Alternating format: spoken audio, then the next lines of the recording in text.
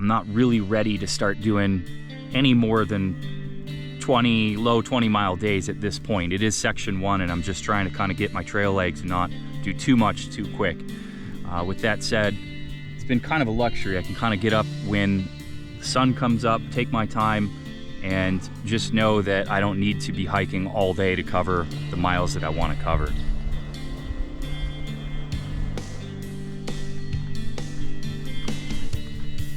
So I've had this same chapstick for 10 years.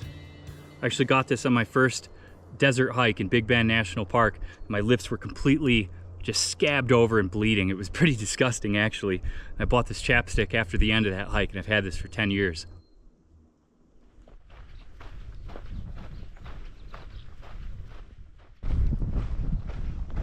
And you know, on the CDT, you've got that larger goal that, for me, helped me get through places like this, where you know it's not the most interesting.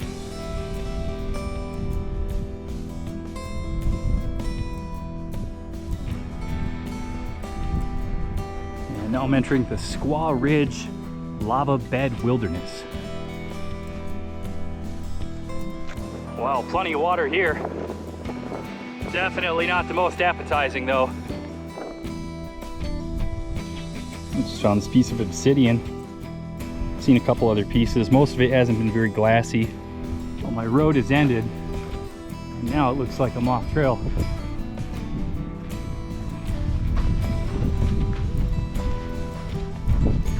It's a huge chunk of obsidian right here. Wow. And right around there you can see a line of black. That's going to be a lava flow. That's where I'm walking. I'm going to be walking right around the edge of that. This kind of landscape is maybe not the most interesting or appealing. You really can't deny how wild it is. Vast, empty, desolate. I've reached the edge of the lava bed. For the moment, I've got this road to follow.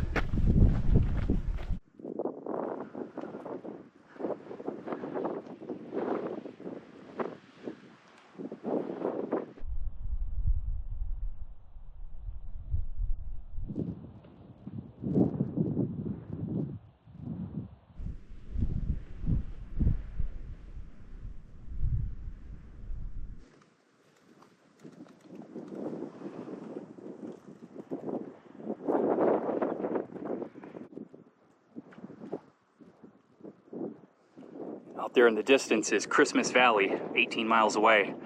That's my first resupply stop, my first town. My route to get to Christmas Valley is something like 38 miles away though. It's not a straight shot. The actual route kind of veers about 20 miles east of Christmas Valley. The road has ended, and now I am about to start a 7-mile cross-country trek through all of this.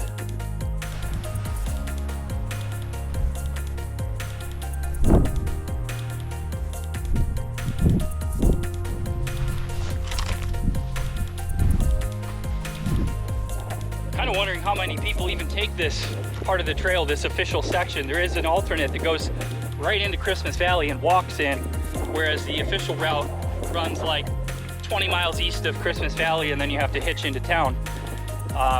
Logistically, you know, it's probably makes more sense to walk into town. It's a little bit shorter, and yeah, I'm kind of thinking if I could do it all over again, it's probably the route I'd take.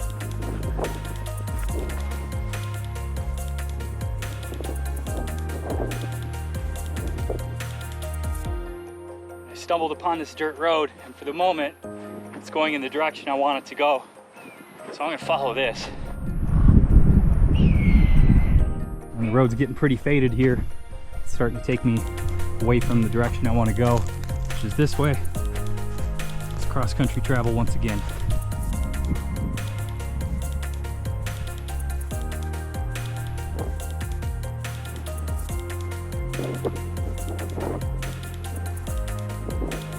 Just come up a small little hill here and got my first view the other side of it. Looks like it's clearing out a little bit in terms of the trees. It's just going to be sage and a lot of these rocks to step over.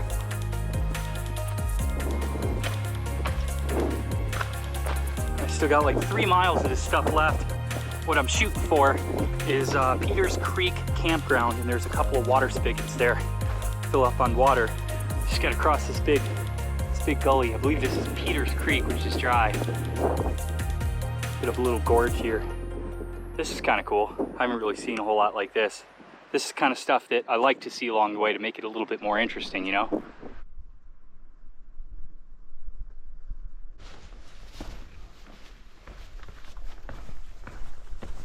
And there it is, the road. Oh, it feels so good to be on this road. Very thankful to have this road now after 7 miles, probably 8, more like 8 miles, walking through that. It's just as horrible as it looked. And that's the thing about these long hikes. If the whole thing was easy, you know, where's the challenge in that? You kind of need those obstacles to overcome, you know, to really be proud of what you've done. Oh, my shoes are full of crap. I'm pretty whooped now.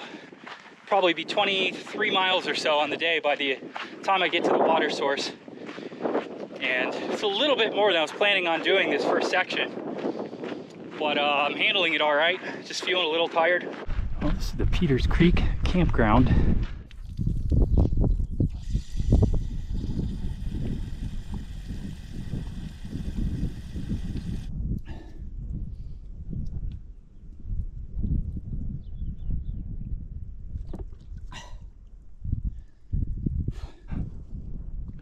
Oh, this water's cold. It tastes so good. Beautiful. Well, I took 6 liters with me from Peters Creek Campground. Washed up a bit, feel like a new man. Now I'm gonna head on and try and walk. Maybe another 20 or 30 minutes really tonight. That's about it. Pretty much looking for a campsite at this point. And this kind of terrain is always tough to find a campsite.